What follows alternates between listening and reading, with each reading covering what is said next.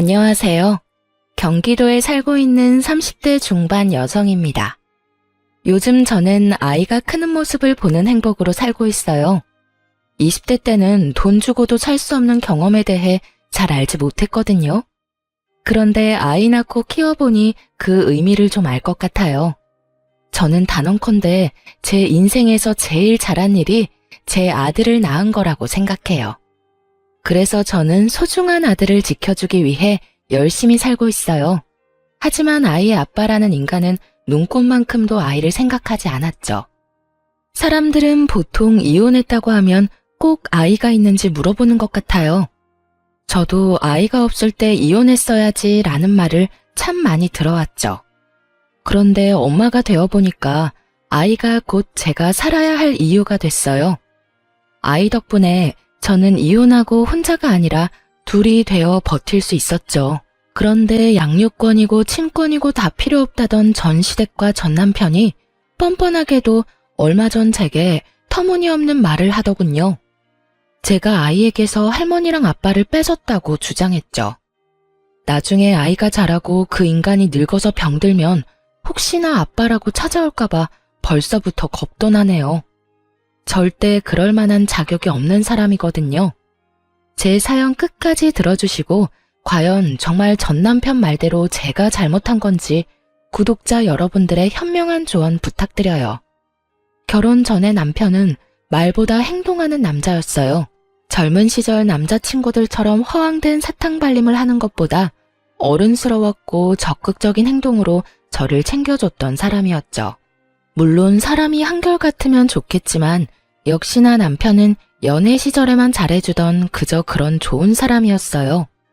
참 연애할 때는 간이고 쓸개고 다 내어줄 것 같았어요. 그의 관심은 오로지 저에게만 쏠려 있었죠. 자기 먹는 것보다 제 입에 들어가는 음식이 중요했고 언제나 제 건강을 신경 쓰는 사람이었어요. 제가 살집이 없는 편인데 비실거린다면서 복날에는 꼭 삼계탕집까지 저를 끌고 갔고요. 초복, 중복, 말복 빠짐없이 저희 엄마보다 남편은 저를 살뜰히 챙겼어요.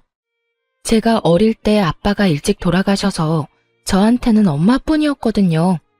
엄마는 남편이 연애 때 제게 잘하는 모습 보고 진심으로 좋아하셨어요. 그런데 남편은 몸보신해야 한다며 삼계탕은 꼭 먹이면서 말은 이상하게 무뚝뚝하게 하는 사람이었어요. 제가 음식을 남기면 그렇게 먹어서 어디 나중에 애는 잘 낳겠냐고 타박도 했죠. 퉁명스러운 말투이기는 했지만 언제나 그 안에는 저를 향한 걱정이 묻어났어요. 투박한 그 사랑 표현이 연애 때는 뭐 그리 따뜻하게 느껴졌는지 몰라요. 아무래도 제가 아빠가 안 계셔서 그 사람을 더 많이 의지하고 마음을 많이 줬던 것 같아요. 그런 성격이 마음에 들어서 결혼했는데 막상 결혼식 올리고부터는 저를 완전히 찬밥 신세 취급하더군요. 연애 때와 달리 복날이면 저는 땀을 뻘뻘 흘리며 남편과 시부가 먹을 삼계탕 열심히 끓였어요. 그동안 제가 많이 챙김받았으니까 이젠 아내로서 며느리로서 저도 잘 챙겨주고 싶었어요. 하지만 그 누구도 앉아서 먹어보란 말이 없더라고요. 남편과 시부모는 자기들끼리 개걸스럽게 삼계탕을 해치웠어요. 맛있게 잘 먹는 모습이 처음에는 보기 좋았죠.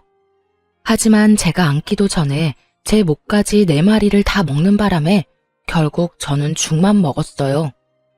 알고 보니 남편이 시부모님 줄 양이 한참 모자라다고 자기 몫이 아닌 제 몫까지 전부 나눠줬기 때문이었죠. 남편은 그렇게 늘 저보다 시댁이 우선인 사람이 되어 있었습니다. 그래서 자연히 저는 내 몫은 내가 알아서 챙겨야 하는 사람이 되었죠. 결혼 초반에는 무심한 남편 때문에 외톨이가 된 기분이었어요. 하지만 사람은 적응의 동물이라고 하잖아요. 삼계탕을 각자 뚝배기에 나눠 끓여 나가면 제 뚝배기에 손댈 생각은 못 하더라고요.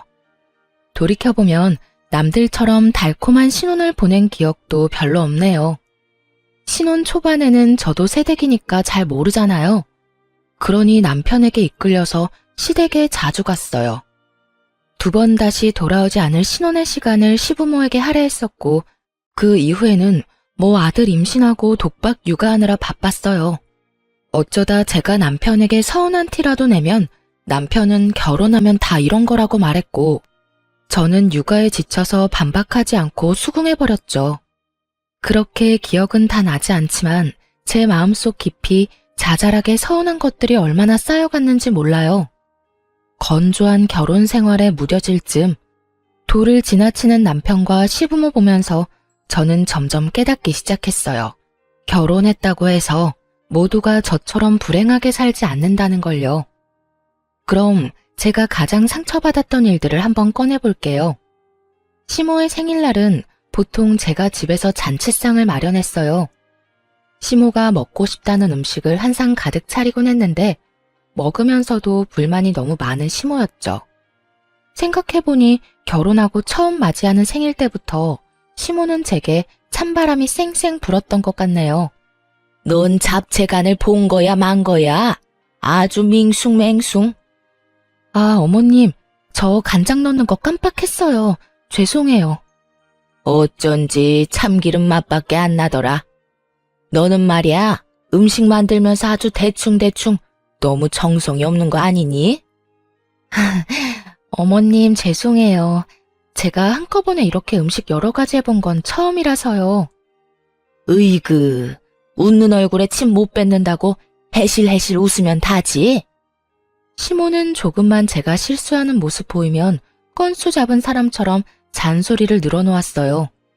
처음에는 어른 말씀이라 끝까지 들었는데 저도 겪다 보니 점점 요령이 생겼죠. 시모 잔소리가 시작되면 말을 돌리며 자리를 슬쩍 뜨곤 했어요. 그땐 정말 뭘 몰라서 남편이 고생했다는 말이라도 제게 한마디 해주면 그게 얼마나 뿌듯했는지 몰라요. 그래서 시모가 구박해도 별 타격이 없었죠. 하지만 타박하는 것도 한 번이 아니라 여러 번 겪다 보니 저도 불만이 쌓여갔어요. 지금 기억을 되살려보니 저는 어쩌면 많이 우울한 상태였던 것 같아요. 여보, 이번 어머님 생일은 외식하는 게 어때? 갑자기 무슨 외식? 엄마 생일은 언제나 당신이 음식했잖아. 그래, 알긴 알아. 결혼하고 쭉 어머님 생일 내가 챙겨드렸잖아. 내가 하는 음식 그리 맛있는 것도 아닌데 이번에는 외식하자. 뭐야, 생색내는 거야 지금? 생색이라니. 그런 게 아니라 어머님은 외식 안 하고 싶으시대? 아빠 생일에 외식했으니까 엄마 생일에는 집에서 상 차려드리는 게 낫지 않나? 매번 그래왔는데 갑자기 바꾸면 좀 그렇잖아. 그러지 말고 당신이 어머님한테 한번 물어봐. 이번에는 외식하는 건 어떻냐고 말이야. 어머님은 항상 먹고 맛있다는 말도 안 해주셔. 입맛에 안 맞는데 매년 내가 챙기는 것도 웃기잖아. 근데 그러고 보니까 결혼 전에는 어머님 생신 누가 챙겼어? 결혼 전에? 남자들만 있는데 엄마 생일 챙길 게 따로 있나? 딸 없는 집은 그런 거 안 해. 그냥 밖에서 외식이나 했지. 남편 말 들으니 조금 괘씸하더군요. 평생 생일 안 챙기다가 며느리 들였다고 그동안 엄청 부려먹은 듯한 느낌이 들었거든요. 그래서 저도 심술 한번 부려봤어요. 몰라. 난 이번에는 진짜 어머님 생일상 못 차리겠어. 뭐? 갑자기 당신 왜 그래? 엄마가 서운해할 건 생각 안 해? 나도 서운해. 여보, 생일이라는 건 서로 축하 인사 주고받고 다 같이 음식 나눠 먹으면서 즐거워야 하는 날이잖아. 그런데 아무리 내 생일은 아니라지만 항상 어머님 생일 때마다 나 혼자만 음식하랴 설거지하랴 동분서주하잖아. 밥도 제대로 못 먹고 굶는 건 알아? 그렇다고 해서 내가 노력한 만큼 칭찬받는 것도 아니고 말이야. 이 음식은 어떻고 저 음식은 어떻고 어머님은 항상 혼내기만 하셨어.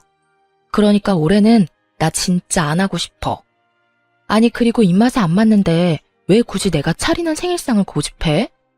입맛에 좀 안 맞더라도 생일상 받으면서 분위기 내는 거지. 넌 1년에 한 번뿐인 날인데 꼭 그렇게 말하고 싶냐? 아빠 생일까지 챙기면 몰라. 엄마 생일만 그렇게 하는 거잖아.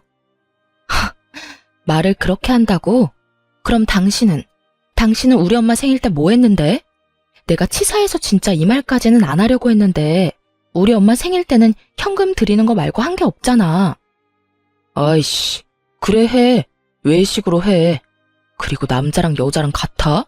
며느리랑 사이가 같냐고. 남편은 자기가 불리할 때면 그렇게 꼭 큰 소리 쳤어요. 결혼 전에는 전혀 드러내지 않았던 가부장적인 면모를 한껏 드러냈죠. 그럼 뭐 식당은 내가 알아볼까? 됐어. 내가 알아볼 테니까 당신은 신경 꺼. 비록 남편이 제 서운함은 알아주지 않았지만 항상 칭찬은 못 받고 욕만 먹는 시모의 생일상을 더 이상 안 차려도 돼서 너무 기뻤어요. 그래서인지 남편의 신경 끄라는 말도 기분이 하나도 나쁘지 않았죠. 그렇게 시모 생일이 다가왔고 남편은 정말 비싼 고급 한우집을 예약했더라고요. 남편이 비록 제게는 툴툴거렸지만 시모에겐 제가 더 이상 욕먹지 않도록 준비를 단단히 한 줄 알았어요. 제가 차린 생일상 대신 남편이 비싸고 맛있는 소고기를 쏘는 거구나 싶었죠. 그땐 바보같이 왜 남편을 그렇게 좋게 바라보려고 무진장 애썼는지 모르겠어요. 결혼하고 그런 식당을 가본 적이 손에 꼽혔어서 저는 괜히 설렜어요. 시부모와 점심 약속을 했었기에 당연히 유치원에 있는 아들을 일찍 데리러 갈 줄 알았어요. 그런데 남편은 싫다고 정색을 하더군요. 시모 생일 기념자리니까 당연히 손주가 있는 게 맞잖아요. 훈이 지금 딱 데리러 가면 되겠다. 훈이는 왜? 왜긴 왜야. 할머니 생일이잖아. 설마 데리고 갈 생각 아니었어? 굳이? 그냥 우리끼리 먹으면 되잖아. 아니 어머님 생신인데 하나뿐인 손주 있으면 더 좋잖아. 아 번거롭게 뭐하러 그래. 우리 엄마는 아들인 나만 있으면 돼. 알겠어. 솔직히 말해서 제가 아들 소고기를 먹을 기회라고 데리러 가자는 게 아니라 시부모님이 손주 보고 싶어 할까봐 데리고 가자는 거잖아요. 남편이 너무 정색하니 민망하고 묘한 기분이 들었어요. 아들 유치원까지 데리러 가는 게 귀찮은 건지 아니면 식당에서 아이가 밥 투정 부릴까봐 그러는 건지 남편의 마음을 알 수 없었죠. 그냥 저녁에 아이 맛있는 밥 해줘야지 생각하고 말았어요. 그런데 식당 가서 남편이 제게 이렇게 귓속말을 하더라고요. 엄마 생일이니까 우리는 맛만 보자. 아무래도 여기 가격이 좀 있잖아. 4명 다 먹으면 감당 못해. 그래. 남편은 중소기업을 다니는 일반 회사원이었고 저는 카페 운영하고 있는 평범한 부부였어요. 부부 수입이 모자라서 막 허덕이는 것도 아니었지만 거기가 워낙 비싼 식당이니 그렇게 말할 수 있다 생각했어요. 하지만 저는 입이 짧아서 엄청 많이 먹는 것도 아닌데 한편으로는 내가 먹으면 얼마나 먹는다고 그러지 싶었어요.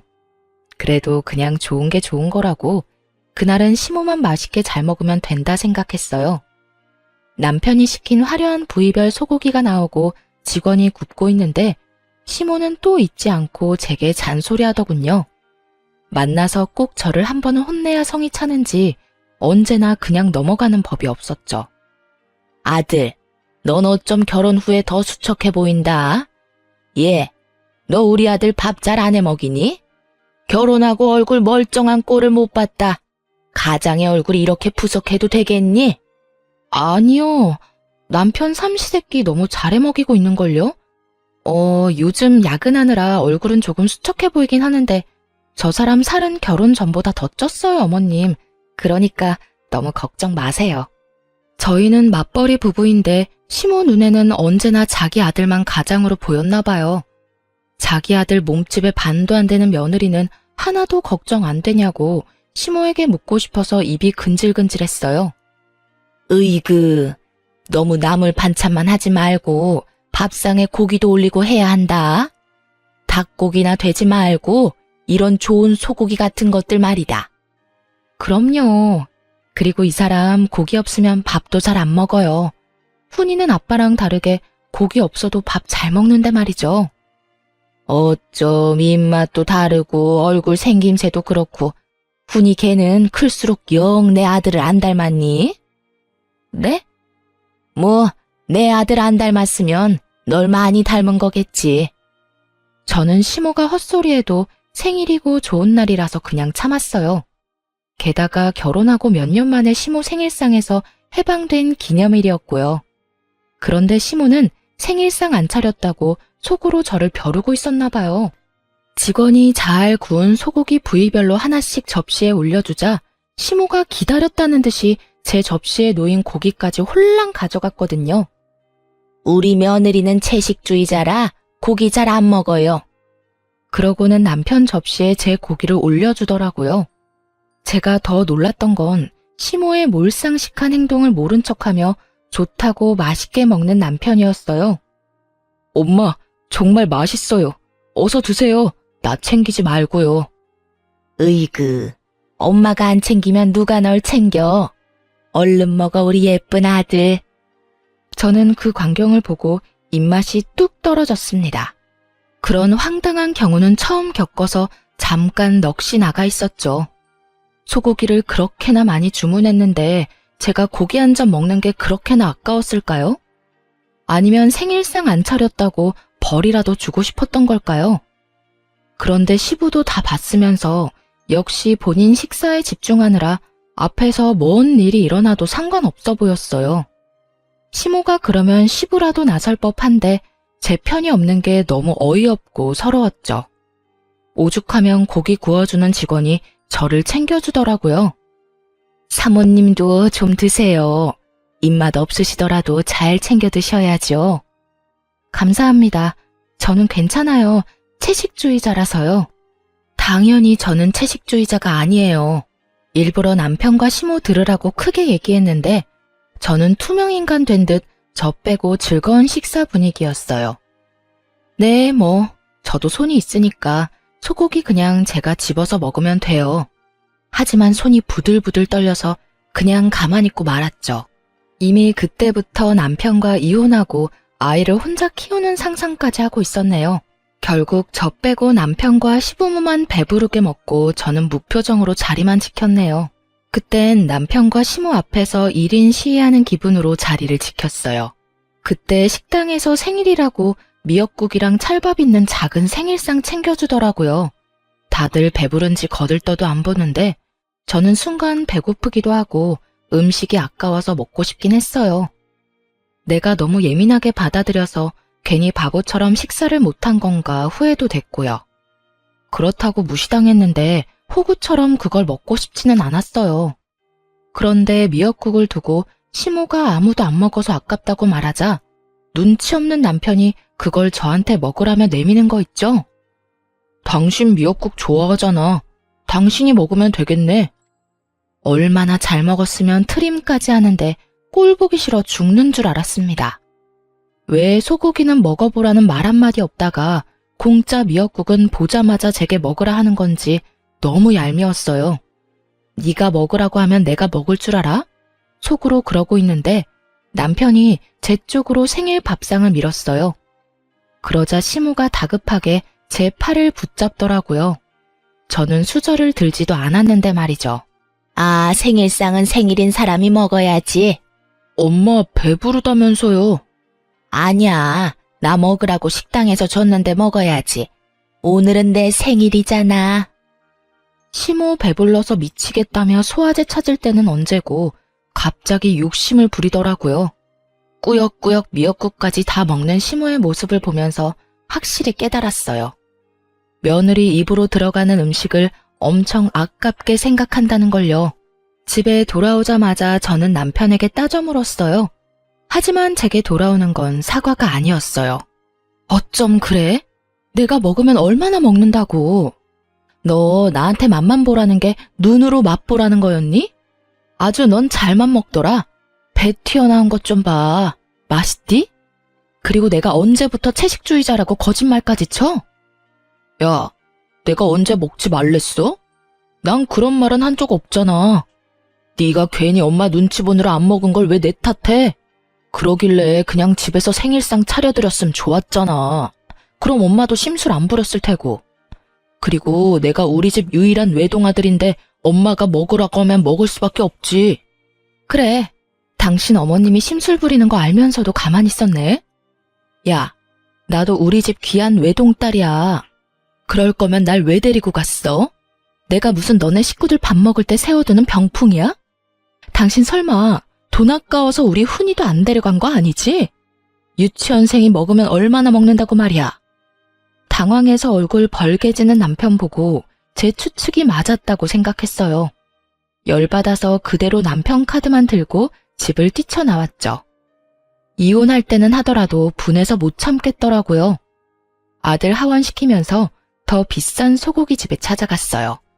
남편 카드 시원하게 긁으니까 1분 만에 전화가 왔죠. 오늘 돈도 많이 썼는데 또 썼냐며 저를 타박하더군요.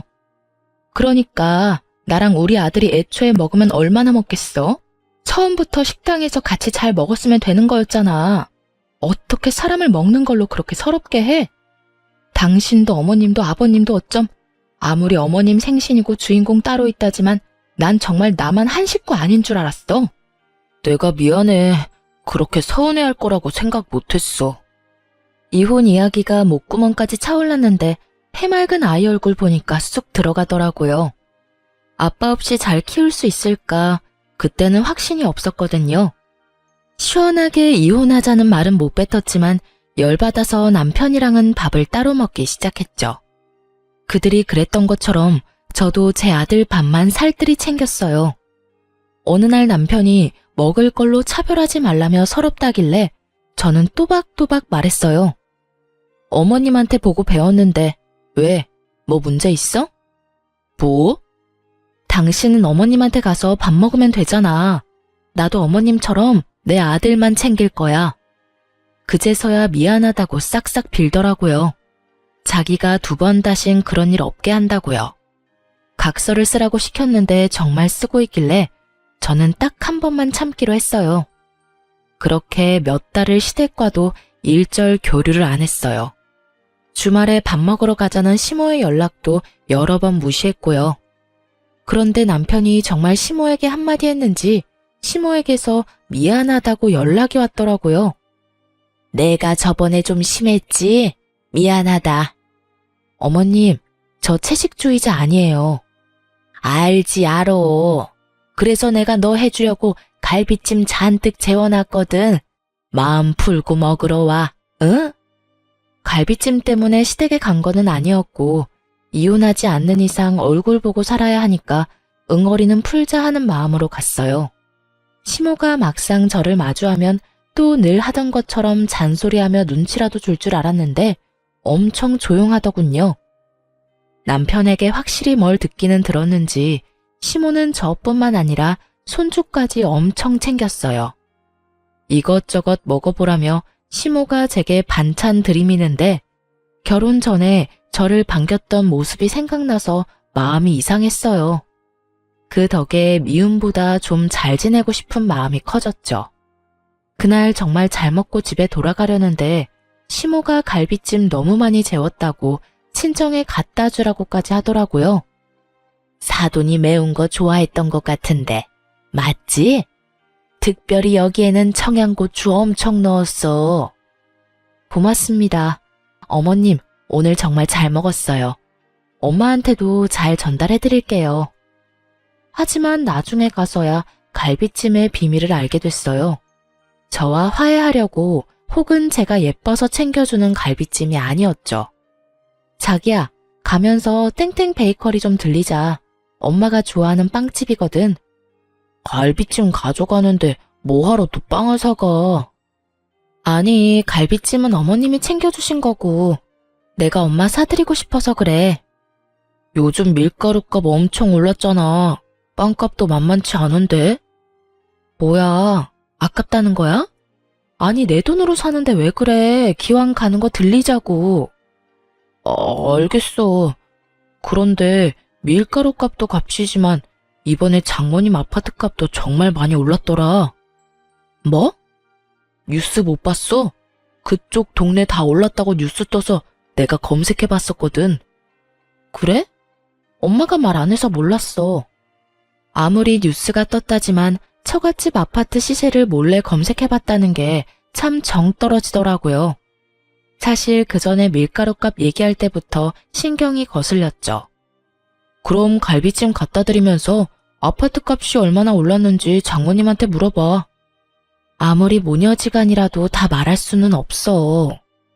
아, 그러니까 갈비찜 드리면서 자연스럽게 물어봐야지. 뭐래? 근데 당신 장모님 집 비밀번호는 알아? 요즘은 본가 비밀번호도 모르는 사람 많더라. 그런데 미리미리 그런 것도 알아놔야 해. 오늘 가면서 장모님 집 비밀번호도 체크해보자. 장모님 명의로 돼 있기는 하지만 결국 당신 거잖아. 가만히 있어봐. 비밀번호는 당신만 알고 있을 게 아니라 사위인 나도 알고 있어야 하겠네. 딸이랑 공유하는 것도 이해가 안 가는데 사위인 당신이 왜 장모님 집 비밀번호를 알려고 해? 구야, 우리 결혼했으니까 한 가족이잖아. 당신 설마 나 의심해? 아니, 의심이고 뭐고 너무 이상하잖아. 아니, 장모님 연세도 있는데 혹시 모르잖아.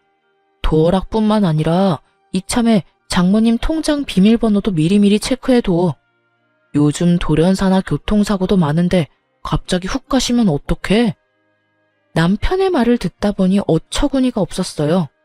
저 말들이 저만 이상하게 느껴지나요? 여러분이 보셨을 때 어떻게 느껴지는지 정말 궁금하네요. 저는 남편의 말에 참지 못하고 꽥 소리를 지르고 말았어요. 당신 미쳤어? 재수없는 말을 뭐 그렇게 아무렇지 않게 내뱉어? 깜짝이야. 왜 소리를 지르고 난리야? 아, 뭐가? 그리고 우리 엄마 아파트가 왜 내 아파트야? 그거 우리 엄마 거야. 내가 가질 생각 전혀 없거든? 아, 그럼 당신 논리대로 나는 어머님 아버님한테 현관 비밀번호랑 통장 비밀번호 다 공유해달라고 하면 되는 거지? 뭐? 당신이 알아서 뭐하게? 그러니까 내 말이 딱 그거야. 네가 우리 엄마 비밀번호는 알아서 뭐하게? 아니, 장모님은 혼자시잖아. 친정 가는 길 내내 문홀리의 남편과 말싸움을 하느라 신경이 곤두섰죠. 친정엔 저 혼자 들어가서 갈비찜만 갖다 주고 바로 내려오려고 했거든요. 근데 남편은 치사하게 시모가 챙겨준 갈비찜을 꼭 자신이 드릴 거라며 쫓아오더라고요. 그때 살짝 당황했어요. 설마 이러려고 시모가 갈비찜 챙겨준 건가 싶었죠. 제가 초인종을 누르자 남편은 한 번 더 친정 도어락 비밀번호를 모르냐고 묻더군요. 사실 엄마 집 비밀번호 알고는 있었어요. 그런데 남편이 옆에서 빤히 보길래 거부감 들더군요. 아무리 내 남편이라 해도 그 상황에는 그랬어요. 그날 어찌저찌 엄마한테 갈비찜 가져다 드리고 넘어갔어요. 남편에게 다시는 그 얘기 꺼내지 말라고 분명히 경고했죠. 그런데 남편은 계속해서 정신 못 차리고 결국 선을 제대로 넘더라고요. 장모님 갈비찜은 잘 드셨을라나? 맞다. 엄마가 잘 먹었다고 전해달랬는데 깜빡했어. 통 가져가라고 연락 왔었는데 일이 바빠서 답장을 못했네. 내가 가지러 갈까? 당신이? 왜? 나 퇴근하는 방향이 어차피 같잖아. 그럼 그래줄래?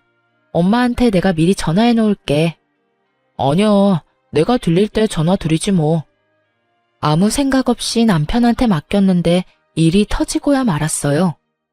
수진아, 그게 정말 네 생각이니? 엄마 뭐가? 남편은 몸이 안 좋아서 다음에 오라는 엄마 말을 듣지 않고 걱정된다고 굳이 집에 찾아온다고 했대요.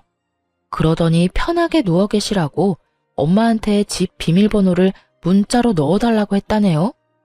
엄마는 직접 열어주겠다고 편하게 벨 누르라고 말했는데 남편은 그럴 필요 없다고 계속 비밀번호를 달라고 고집을 피웠대요. 아무리 사위라지만 엄마도 느낌이 좋지는 않았나 봐요. 엄마가 끝까지 비밀번호 안 알려주셨는데 남편은 벼랑간 시모랑 같이 나타났다고 하네요. 시모는 지나가다가 아들 차 얻어 탔는데 그 김에 사돈한테 인사하러 왔다고 말했고요. 시모는 엄마가 괜찮다고 거절했는데 부담스럽게 죽까지 끓여준다며 안방에 누워있으라 했대요. 그런데 엄마가 안방에 누워있는데 밖에서 계속 찰칵찰칵 사진 찍는 소리가 계속 들리더래요. 슬쩍 나가보니까 남편이 말도 없이 친정집 내부를 찍고 있었던 거예요. 아니, 자네, 지금 뭐 하나? 장모님, 별거 아니니까 신경 쓰지 마시고 방에서 쉬고 계세요. 어머, 내 집 사진을 찍는데 내가 신경을 어떻게 안 쓰나? 그냥 부동산에 문의하려고 찍는 거예요. 무슨 문의를? 남편과 시모는 그때부터 몸도 좋지 않은 엄마를 앉혀놓고 말 같지도 않은 말을 했더라고요. 지금 최고점일 때 아파트 팔고 하나뿐인 외동딸 서포트 하라고요. 친정아빠도 안 계시는데 믿을 구석이라곤 엄마밖에 없지 않냐면서요.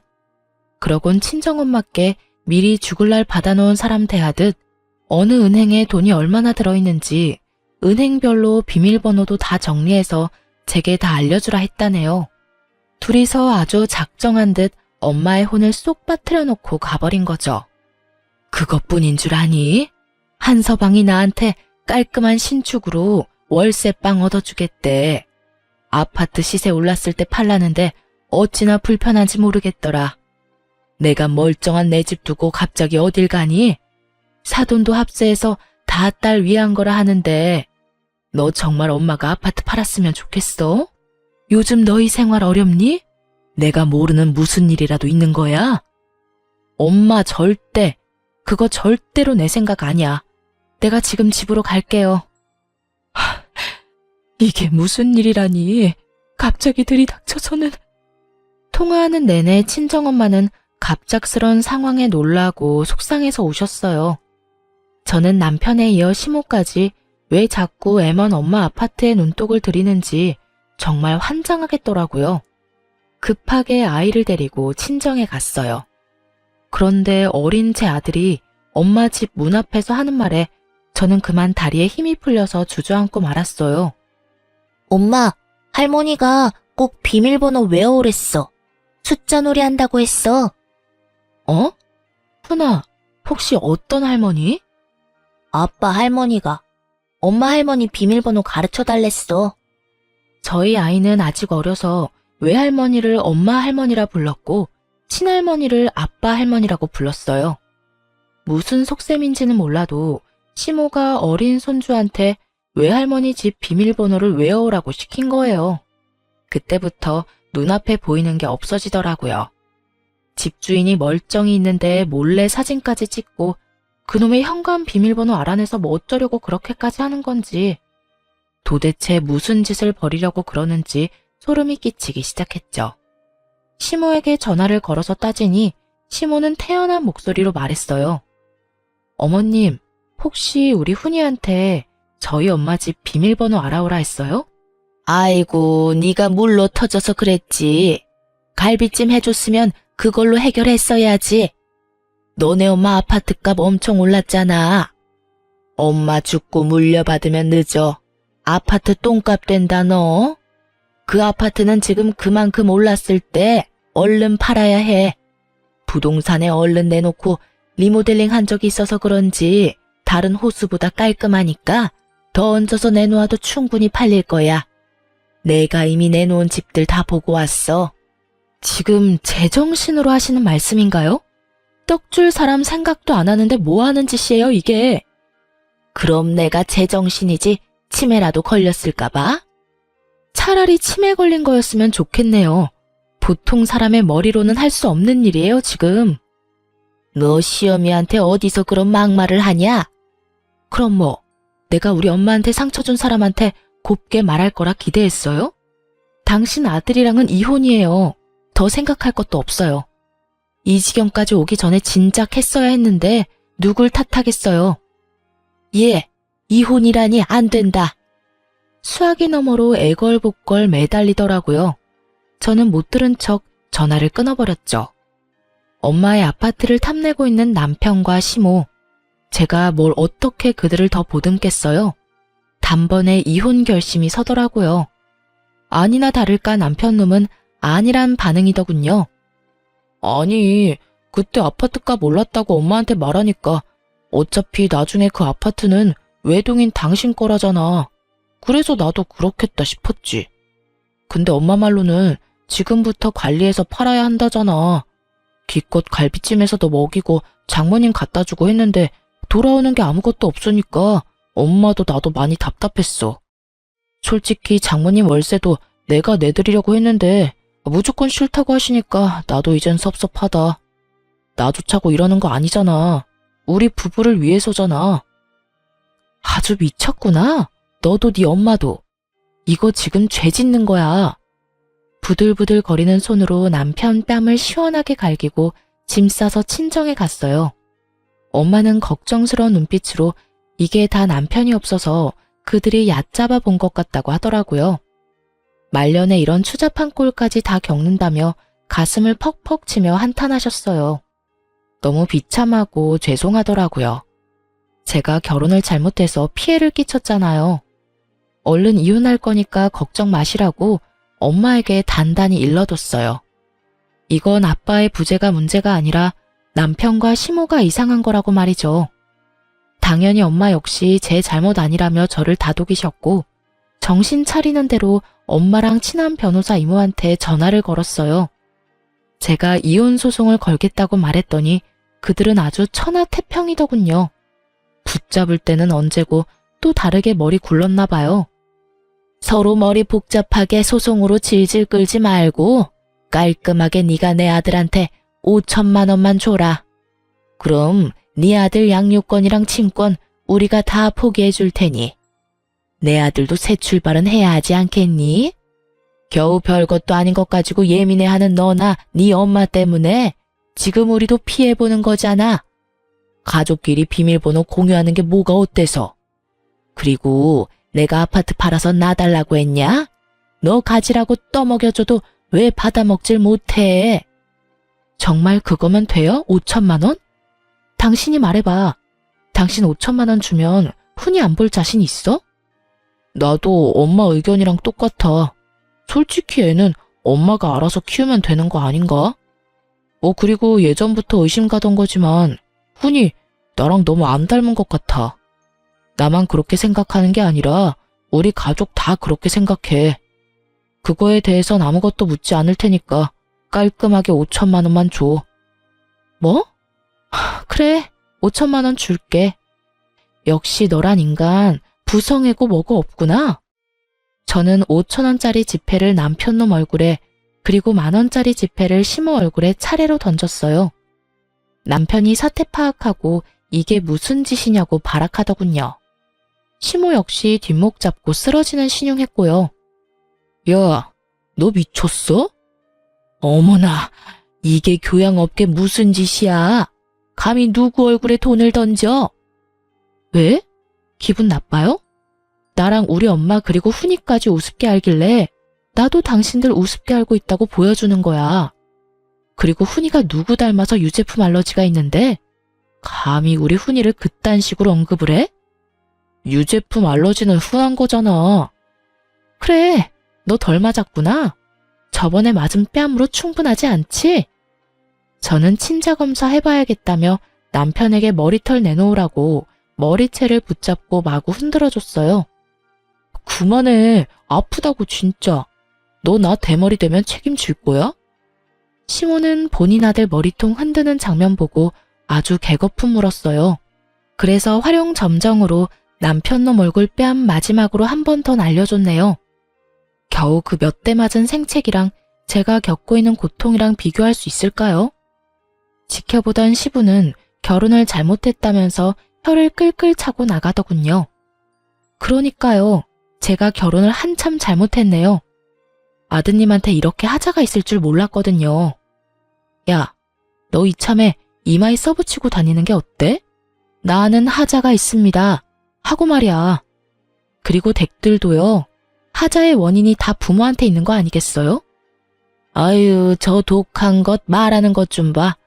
예, 친정 재산 좀 나눠 가지면 어디 덧나냐? 꼭 그렇게 못되게 굴어야겠어?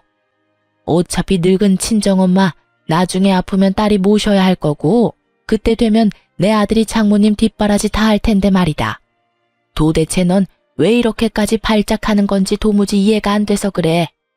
아니 아파트 비쌀 때 팔아서 이익 남기면 너도 좋고 너희 엄마도 좋은 거잖아. 그건 우리 엄마가 알아서 하실 일이고요. 왜 당신들 뱃속 채울 궁리를 우리 엄마 아파트로 하냐고요? 그럼 내가 당신들 재산 죽기 전에 미리 나눠 가지자고 달려들면 가만 있을 거예요? 당신 아들을 위해서? 뭐? 이게 감히 뭘 넘보려고 해? 그러니까요. 열받죠? 왜 역지사지 입장 바꿔서 생각 못 하세요? 내가 댁내 아들 새 출발은 꿈도 못 꾸게 해줄게요. 네가 무슨 수로? 내 아들은 내가 있으니까 걱정 마라. 넌 네 아들이나 신경 써. 친권, 양육권 다 가지려면 얼른 5천만 원이나 준비하라고. 시모가 하는 행동을 봐선 누가 보면 정말 제 아들이 친손주가 아닌 줄 알겠더라고요. 배 아파서 대를 이을 핏줄 낳아줬더니 홀대하는 건 뭔가요? 자기 아들 대를 끊고 싶은 건가 싶었어요. 곧바로 저는 엄마 친구인 변호사 이모를 통해서 남편에게 이혼 소송을 걸었습니다. 그런데 누가 봐도 소송이 제 쪽으로 유리해지자 남편은 갑자기 손이 발이 되도록 싹싹 빌었어요. 제발 이혼은 하지 말자고 눈물 콧물 흘리더군요. 하지만 이혼하지 말자는 이유도 결국 저와 아들 때문이 아니라 양육비의 위자료까지 어지간히 혼자 감당하기 싫어서 그런 거였어요. 그래서 남편이 더 괘씸하게 느껴졌죠. 우리 훈이 생각해서 이러지 말자. 어? 이혼이라니 애가 아직 3살인데. 훈이 생각했으면 정말 네가 그랬으면 안 됐지. 할머니라는 인간은 애한테 외할머니 비밀번호 알아오라 하질 않나. 아빠라는 놈은 친자식인지 의심간다 하질 않나. 야, 이미 엎질러진 물이야. 너랑 내가 회복될 것 같아? 아니, 절대. 그리고 너랑 네 부모 소름 끼쳐서 내가 너랑 더 이상 어떻게 살겠니? 아픈 우리 엄마 누워있는데 집 사진 찍고 싶디? 그게 네 집이야? 꿈도 야무지다. 어디 감히 멀쩡히 살아있는 장모님 아파트를 탐내? 자기야, 내가 진짜 잘못했어. 엄마가 그러자고 해서 내가 휩쓸린 거야. 전부 내 의견이 아니었다고. 가증스러운 사과하지 마. 받아줄 생각 없으니까. 그냥 너는 지금껏 그랬던 것처럼 계속 그렇게 네 엄마한테 휩쓸려서 살아. 그게 네가 받을 벌이니까. 나 돈 없어. 월급 얼마나 한다고 양육비까지 받으려 해 정말? 그래, 본심은 꼭 나중에 마지막에 나온다니까. 뻔뻔하게 바짓가랑이 붙잡는 남편놈 냉정하게 내치고 떠났어요. 저는 더 이상 그 가증스러운 악어의 눈물에 속는 바보가 아니었으니까요. 거짓말처럼 남편이랑 이혼하고 나니까 제 주변에 좋은 일이 많이 생겼어요. 엄마의 아파트 값은 그 후로 훨씬 더 많이 올랐죠. 하지만 또 한편으로는 열받게 신혼집으로 구했었던 저희가 살던 아파트 값 역시 많이 뛰었다는 걸 알게 됐죠. 전 남편 이득 볼 거 생각하니 저는 살짝 배가 아플 뻔했어요. 하지만 술 취해서 전화 온 전 남편 때문에 저는 배꼽 잡았네요. 여보세요? 너 그거 알아? 우리 아파트 값 엄청 오른 거? 너 그거 자랑하려고 전화했니? 전 남편이 아파트 값 올랐다고 자랑이라도 할 줄 알았는데 그는 냅다 전화기에 대고 통곡하듯 울기 시작했어요. 으씨, 내가 그때 너랑 이혼만 안 했어도, 급하게 아파트 팔지만 않았어도 지금 그 아파트 가지고 있었으면 거의 2배야. 지금 2배로 뛰었어. 이혼하고 전 남편이 급하게 똥값의 아파트를 판 겁니다. 무슨 사정인지는 모르겠지만 회사도 다니면서 위자료랑 양육비 줄 돈이 안 생겨서 팔았대요. 그러곤 아예 시댁에 들어간 것 같더라고요. 전 남편 말대로 이혼 안 하고 같이 잘 살았으면 아파트값 오른 거 엄청 득이 됐을 텐데 같은 생각 잠깐은 했어요. 하지만 저는 아쉽지는 않았어요. 그놈이 고통스러운 게 제 행복이니까요. 저는 이혼 잘 마무리하고 위자료 두둑히 챙겼어요. 아들 클 때까지 달마다 양육비도 받기로 했고요. 그런데 이혼한 지 얼마 안 됐을 때 전 남편과 전 시집에서 다시 연락이 왔었죠. 제 아들이 보고 싶다면서 같이 시댁으로 오라더군요. 같이 살 때는 애를 그다지 예뻐해 주지도 않더니만 갑자기 그 무슨 속셈인가 싶었죠. 물론 그들이 저한테는 죽을 죄를 지었지만 제 아들이 원한다면 전 남편 얼굴은 보여줄 생각이었어요. 아들에게까지 제가 겪은 일 다 말하면서 그들이 너한테 그랬다 할 생각은 없었으니까요. 하지만 제 아들 보고 싶다는 핑계로 만나놓고 전 남편은 저보고 돈을 빌려달라고 하더군요. 그 이후로 당연히 아들 얼굴 안 보여줬어요. 친정엄마 아파트 탐내고 내내 제게 맡겨놓은 듯 5천만 원 달라는 전 시모의 말이 찜찜했었는데 뒤늦게 그 내막을 알게 됐어요. 지금껏 조용했던 전 시부가 사고를 친 거였더군요. 시댁 아파트를 가지고 빚내서 노름을 했었나 봐요. 집이 경매 넘어갈 위기를 저를 통해서 모면하려고 계획했었던 거죠. 처음에는 저희 엄마 아파트 욕심냈고 안 되니까 제게 5천만 원이라도 요구한 거예요. 결국 제게 돈을 못 받으니까 전 남편 아파트까지 팔았던 거고요. 전 남편은 저희 카페로 찾아와서 자기 불쌍하지 않냐며 돈을 못 빌려주겠으면 양육비라도 받지 말라고 뻔뻔하게 굴었어요. 나 정말 답답해. 그 좁아터진 오피스텔에 부모님까지 모시느라. 그건 네 사정이고 이번 달 양육비나 똑바로 입금해. 너 이렇게 장사 잘 되는데 정말 나 모르는 척 할 거야? 네가 뭔데? 나야 훈이 아빠지. 그래, 너 훈이 아빠지. 그러니까 양육비 입금 제대로 하라고. 전 남편은 제 단호한 태도에 할 말을 잃었는지 아님 카페 손님들이 쳐다봐서 창피했던 건지 더 이상 아무런 말도 못하더라고요.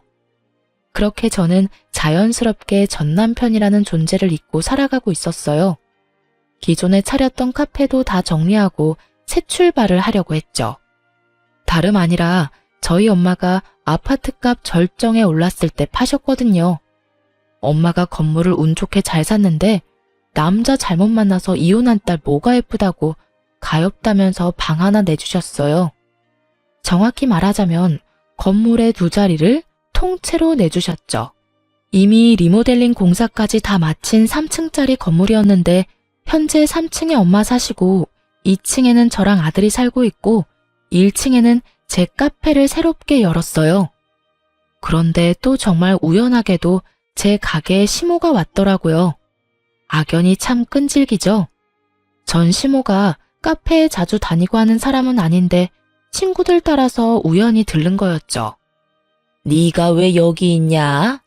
네 카페는 어디다 팔아먹고? 알고 온 거예요? 아님 모르고 찾아온 거예요?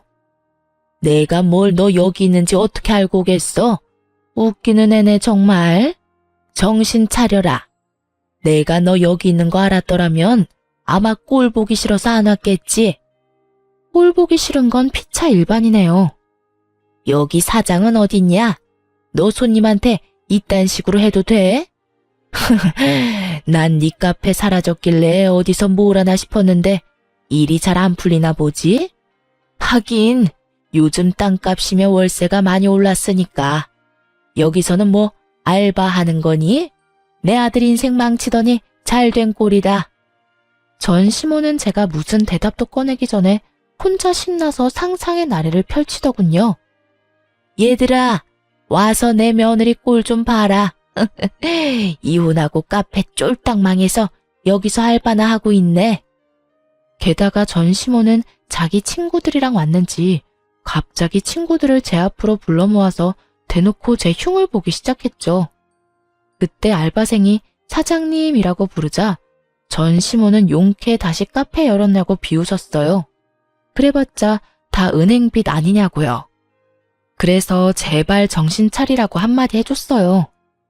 원래 하던 카페는 월세라서 그냥 정리했죠. 여기는 저희 엄마 건물이에요. 하나뿐인 딸이라서 월세도 안 받겠다고 하시네요. 어쩌죠? 저는 누구처럼 인생 망하지 않고 이렇게 카페도 새로 열고 누구보다 잘 살고 있네요. 뭐? 여기가 정말 아니, 너네 엄마 건물이라고? 엄마 아파트 값이 그 이후로 더 올랐거든요. 나중에 엄마가 이 건물 통째로 물려주신다는데 덕분에 저 건물주 되게 생겼잖아요. 근데 전 남편 통해서 들었는데 남편분이 사고 거하게 쳤다면서요? 집은 경매 넘어갔는데 아직 카페 오고 그럴 여유가 남아있으신가 봐요? 그 자식은 그걸 또 왜 말을 해서? 어머, 순자야, 너 집 경매 넘어갔어? 어머, 그럴 리가 있니? 나 급한 일이 생겨서 먼저 가볼게. 꽤 치장하고 나타났길래 집안 사정 괜찮아진 줄 알았더니 그것도 아니었나 봐요. 창피한 건 아는지 자기 친구들 두고 쌩하고 도망가더라고요. 그 친구들은 괜히 제게 궁금한 게 많은지 이것저것 물었어요. 저는 뭐 아무리 악연이라지만 제 입을 또 굳이 더럽히기 싫어서 그냥 몇 가지만 대답해주고 입 다물었네요. 그랬더니 그냥 그 사람들도 더 이상 묻지 않고 제게 고생 많았다며 음료랑 빵을 잔뜩 팔아주고 갔어요. 아니나 다를까 전 남편에게서 연락이 왔어요. 솔직히 먼저 연락 올 거라고 예상은 했어요. 그는 양육권이랑 친권 5천만 원에 포기한다고 다 필요 없다 해놓고 갑자기 태세 전환을 했죠. 그리고 엄마 건물이라고 밝힌 이유 저도 나름대로 있었답니다. 장모님 건물 샀다며?